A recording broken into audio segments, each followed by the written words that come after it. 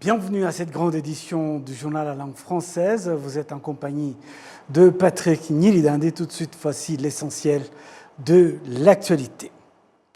Poursuite donc du forum de PDG d'Afrique au Rwanda.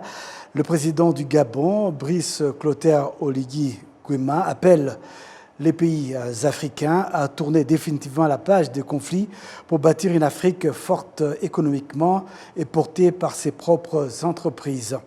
Dans son discours, il a insisté sur le renforcement de la coopération sud-sud et sur la nécessité pour les États africains d'accompagner leurs entreprises nationales afin d'en faire des véritables multinationales capables de rivaliser sur le marché mondial. Citant plusieurs sociétés africaines actives dans les secteurs des textiles, de l'agroalimentaire et du BTP, ou encore du pétrole, le chef de l'État gabonais estime que l'avenir du continent dépend désormais d'actions concrètes, du respect des engagements et d'une volonté commune des Africains de construire eux-mêmes leur souveraineté économique. Les alliances doivent concourir à la consolidation de la stabilité et de la paix. L'Afrique ne doit plus être une terre de conflit, telle que nous le vivons actuellement. Et le renforcement de la coopération sud-sud pour en faire un levier de la souveraineté économique. Car l'Afrique ne sera construite que par les Africains. Il faut donc former nos champions continentaux. Nous avons déjà des entreprises nationales chez nous, telles que CNH Garment au Rwanda, qui fait dans le domaine de la fabrication du textile, SIFCA dans le domaine de l'agroalimentaire en Côte d'Ivoire, Mika Service dans le domaine du BTP au Gabon, Sara dans le trading des produits pétroliers au Nigeria. Nous avons également Dangote dans le BTP et le raffinage des produits pétroliers au Nigeria. Nous avons la Sonangol en Angola, dans l'extraction et le raffinage des produits pétroliers. Nous avons également Arab Contractor dans les routes, les ponts et les ports en Égypte, pour ne citer que cela. Ce sont autant de sociétés africaines qui se sont forgées d'elles-mêmes, puis accompagnées par leurs États, et qui attendent aujourd'hui que l'Afrique fasse d'elles des firmes multinationales, capables de rivaliser avec les autres. Donc nous devons nous réunir pour pouvoir tous accompagner ces sociétés, pour rivaliser avec Total et autres sociétés européennes. Nous devons créer des joint ventures entre les entreprises africaines, favoriser la circulation des capitaux et des compétences intra-africaines, accélérer la construction des infrastructures interrégionales, à l'image du corridor de Lobito. Mon troisième point, c'est de tenir un dialogue ferme, franc, et respecter nos engagements. En effet, l'Afrique doit sortir de la logique des discours pour emprunter le chemin des actions concrètes. Notre continent dispose des plus grandes réserves de matières premières au monde. Nous ne devons pas accepter de les brader. À l'heure où l'Afrique cherche à renforcer sa place dans l'économie mondiale, le président du Nigeria, Bola Ahmed Tinubu, appelle les Africains à croire davantage à leur propre potentiel et à miser sur l'unité du continent. Devant une jeunesse nombreuse, dynamique et pleine d'intelligence, il estime que l'Afrique possède toutes les capacités nécessaires pour relever ces défis et accélérer son développement.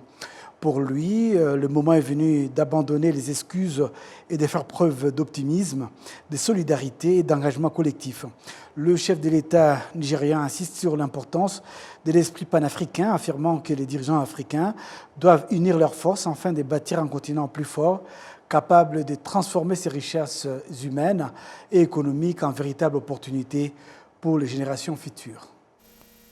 très important. Et les panafricains, il faut avoir cet esprit de panafricain-là, mobiliser justement nous-mêmes pour notre continent, pour les Africains et les Africains eux-mêmes.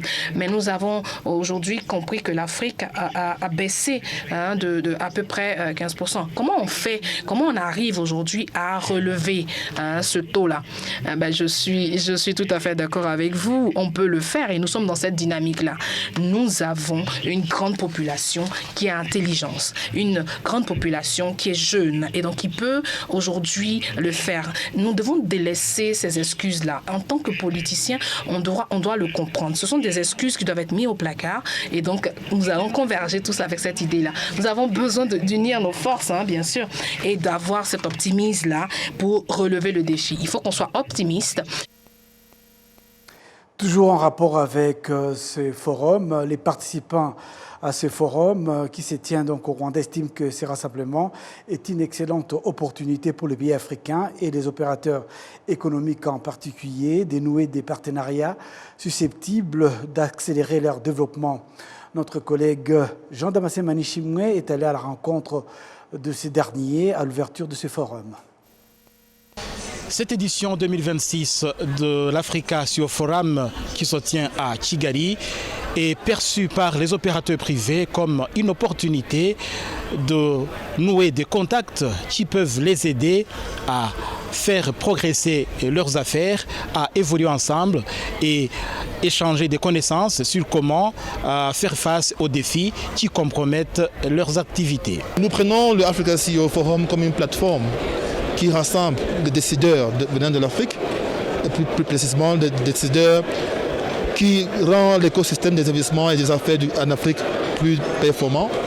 Et nous pensons que c'est un cadre où nous pourrons nous mettre en relation avec eux et échanger non seulement sur l'attrait des investissements vers le Cameroun, mais surtout comment est-ce qu'ensemble on peut créer cette zone de libre-échange, ce marché africain qui est à plus de 1,3 milliard de consommateurs.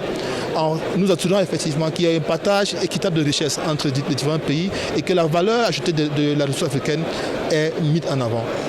On a si bien suivi aujourd'hui ce que son Excellence Paul Kagame a dit, qu'il faudra que les Africains se réunissent et qu'ensemble nous puissions construire notre continent sans toutefois avoir un impact sur les tensions géopolitiques externes. Je pense que l'Africa CEO Forum, c'est cette plateforme qui nous permet effectivement de revoir les différents défis et les enjeux que le secteur privé africain devrait prendre en compte et ensemble qu'on puisse définir des stratégies pour pouvoir tirer bénéfice de l'atout que l'Afrique nous offre en tant que marché. Ce forum est assez important dans la mesure où il permet de réunir des participants venus d'horizons divers et qui sont dans des secteurs différents en même temps pour réfléchir sur l'Afrique, pour réfléchir sur le développement de l'Afrique et réfléchir sur le monde et la place que l'Afrique doit occuper dans ce monde en pleine mutation. Donc aujourd'hui, c'est important pour nous, encore une fois, pour montrer aux gens ce que nous sommes en train de faire dans le cadre de ces Jeux olympiques. Et l'APIX et la ville de Dakar, surtout l'APIX aussi dans ce volet-là, organise ce qu'on appelle le village de l'investissement au niveau en marge, on va dire, des Jeux olympiques de la jeunesse. Les opérateurs privés qui ont suivi l'ouverture de ce forum, cette édition de Kigali, sont unanimes à dire que l'Afrique doit conjuguer ses efforts pour aller de l'avant et que la solution pour le continent africain de pouvoir résister aux chocs économiques actuels se trouve dans le travail partagé, dans l'échange entre les nations africaines. Je crois que le problème, c'est facile. Entre nous-mêmes, on doit travailler en collaboration. Ça, c'est le premier problème. Il faut qu'on soit transparent, soit clair entre nous-mêmes. Il n'y a pas le besoin de faire la concurrence. Par exemple, c'est facile. Si vous, par exemple, vous produisez un produit, l'autre pays aussi peut, chaque pays peut produire un produit pour qu'entre nous, on puisse faire la consommation. Parce que s'il n'y a pas la consommation, tous les devises, tout notre argent va marcher ailleurs. et puis on va dépendre tout le moment des importations. Et ça, c'est pas bon. Je crois que ça, c'est d'abord la transparence entre nous-mêmes, voir entre nous-mêmes comment on peut s'échanger, et puis là, on commence à travailler en collaboration. Si je vous ai la technologie, vous me donnez votre technologie, et si j'ai les industries, j'ai le know-how. C'est comme ça qu'on peut commencer à échanger, à développer notre continent.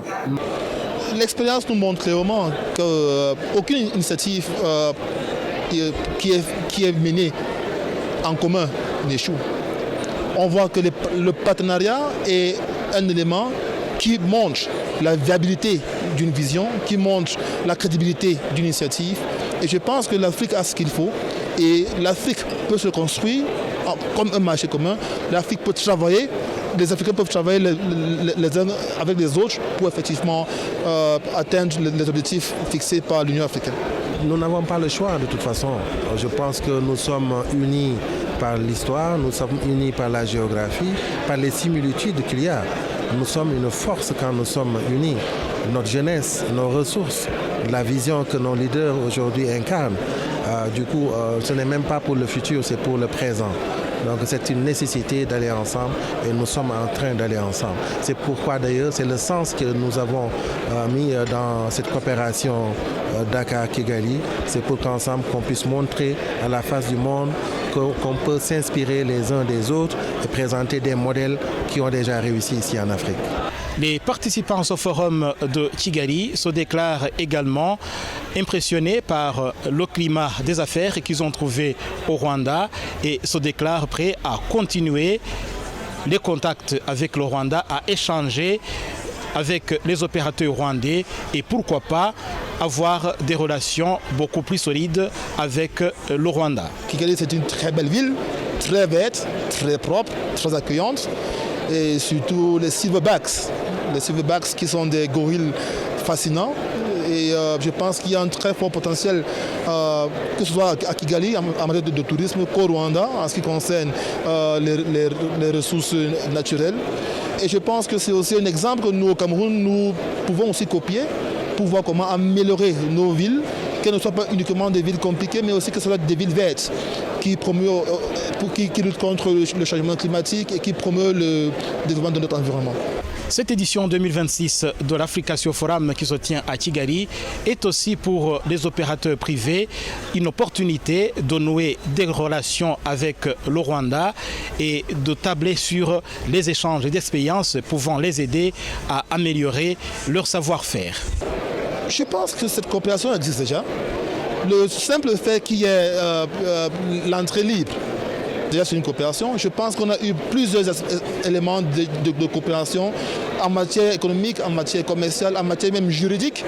Actuellement, nous sommes en train d'envisager de renforcer notre coopération avec le Rwanda Development Board pour saisir l'opportunité, pour comprendre l'expérience en matière de développement d'un écosystème favorable aux investissements, afin de mettre en place un guichet unique qui peut permettre au Cameroun de jouer ce même rôle en Afrique centrale. Déjà qu'il existe d'abord un vol direct de Douala pour Kigali, ce qui facilite déjà le transport. Et ensuite ici, il n'y a pas de visa. On est nigérien, il n'y a pas de procédure de préinscription, il faut juste venir et puis on a le visa gratuit.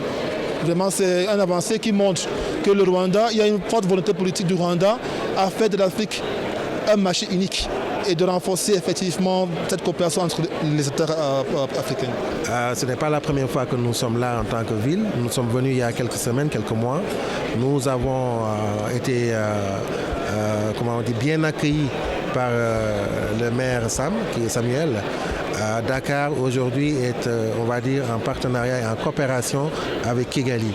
Nous sommes arrivés ici avec le maire, M. Abbas Fall, avec une forte délégation il y a quelques mois. D'ailleurs, nous avons pris part au Car Free Day à côté de son Excellence le Président Kagame. Le maire de la ville de Dakar a été invité à marcher à ses côtés pour montrer de toute façon cette exemplarité qu'il y a ici dans la mobilisation sociale autour des grandes questions. Donc c'est pour dire que Kigali, c'est une ville jumelle. Le Rwanda, c'est un pays ami. L'un dans l'autre, nous sommes chez nous et nous sommes très contents d'être ici.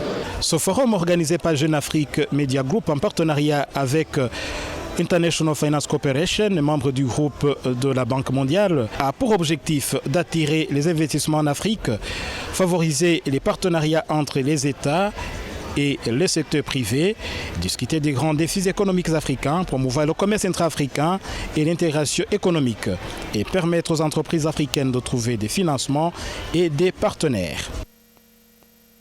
Priorité au direct, nous allons nous rendre immédiatement pour suivre la clôture de ce forum des PDG d'Afrique et nous vous souhaitons un excellent week-end en compagnie de la télévision rwandaise.